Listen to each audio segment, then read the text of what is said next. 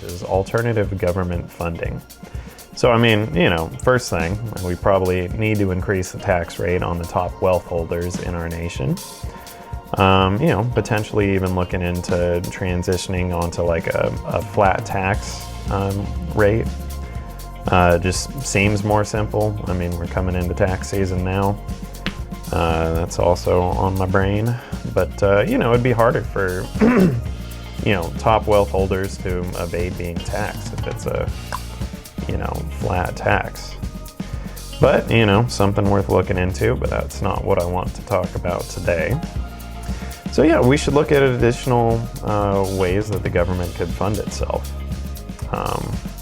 And excuse me, my notes, I have a lot of them today, so kind of just lost my place.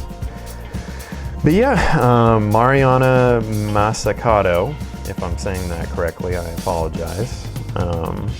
Wrote a few books that have some ideas that I found were very interesting. And one of the one that I wanted to share with you today is the idea of government research and development being used to generate revenue.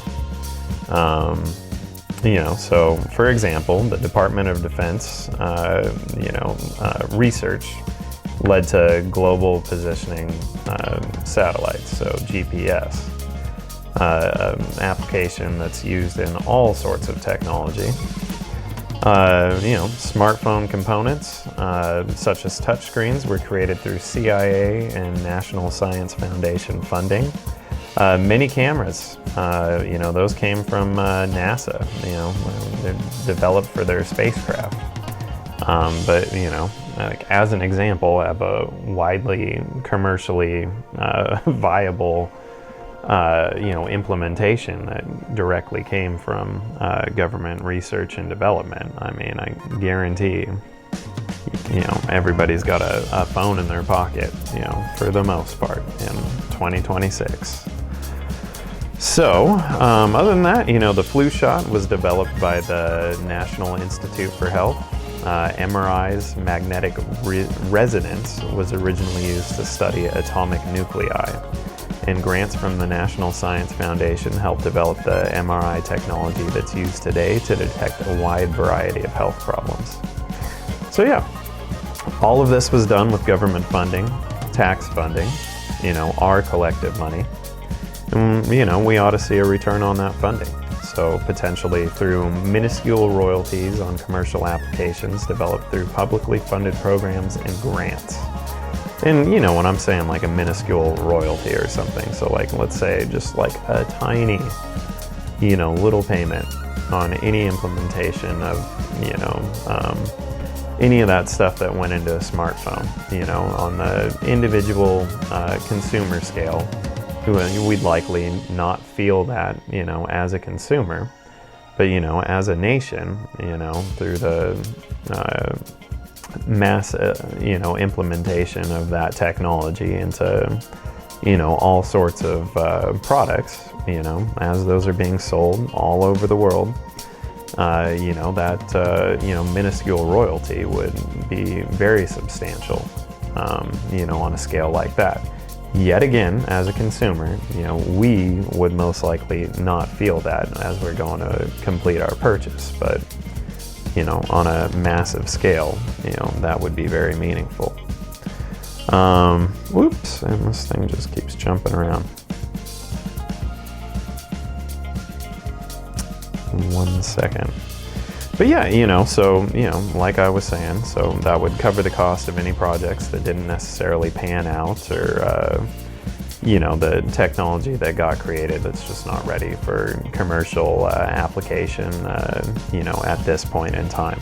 Not necessarily meaning that wouldn't become viable further down the line in the future, which, historically has happened more than once through, DARPA and whatnot. So for instance, self-driving cars or, even robotics. I mean, that all, I'd have to double check, but, I'm fairly confident that was all DARPA technology that, they'd been,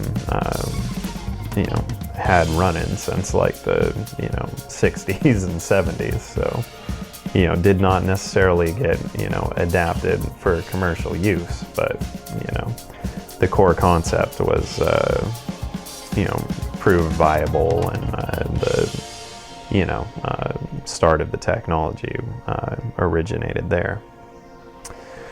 But yeah, I mean, that would create more funding for, continued research and development, and further incentivize us to remain on the cutting edge of science and technology into the future.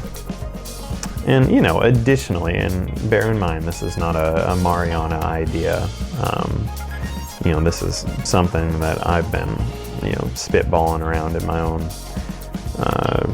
little brain here, but additionally, I've been hung up on the idea that maybe our government should acquire and provide universally used services that are essential to, basic necessities in modern day life.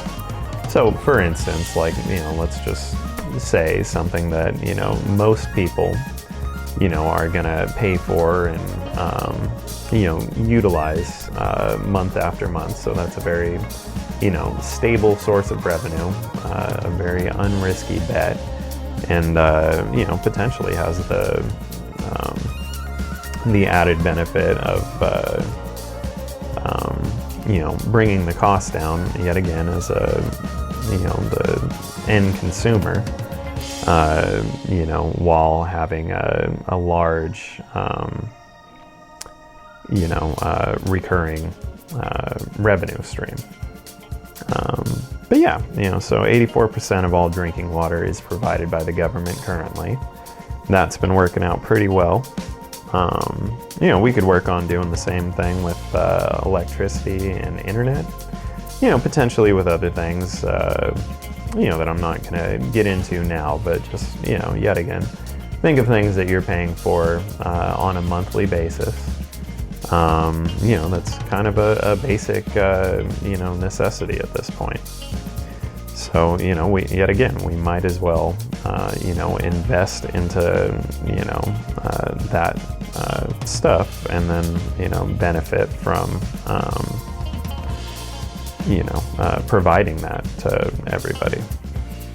Yeah, maybe not even necessarily striving to be an exclusive provider, in order to foster the spirit of competition and, avoid any potential pitfalls, which, not gonna get into on this one, but that's, definitely, another reason why I haven't, felt like, sharing that idea yet. But I mean, if we're all working together and, on the same team, there's no reason why, pitfalls can't be mitigated and avoided, and, a series of checks and balances created to, negate any of the downside there.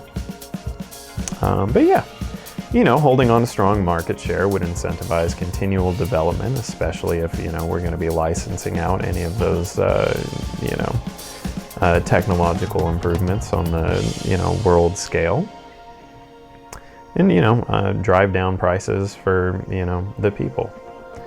Instead of competing, which, this is probably not in my interest or whatever to, tag on to this, but, it's one of the things I've been drinking about, instead of competing with lobbyists, to, get their, special interest stuff passed, it would be, creating, the system that would be what's best for, the most amount of people.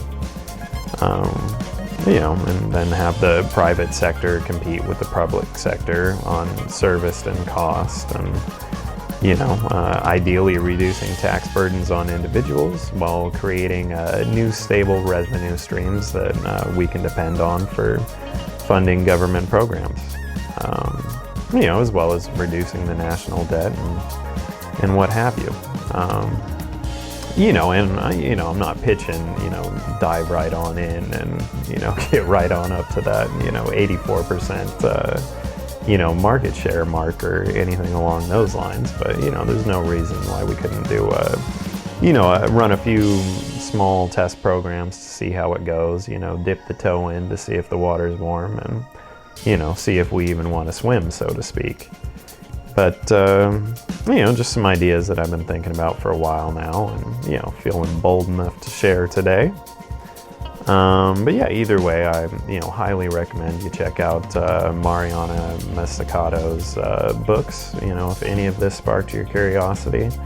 They got them on books, and, lots of really cool ideas, not just, the one that I'm highlighting today.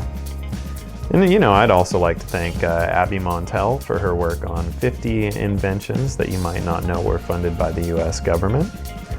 I read her story on stacker.com just to, throw out some quick facts for y'all today. Which, as a disclaimer, I'm sharing as a theoretical idea, so, I did a brief fact check myself. But, go check out her article whenever you get the time. It really, it does a great job of illustrating, the point that I'm trying to make, and, it was a good read. But yeah, other than that, let me know what you think. Could these ideas be worth exploring? Or, what are your potential concerns? Submitting for peer review and, just an idea I've been thinking about for a while now. And, just something something I thought you all might find interesting. So, with that said, that's about all I got for today.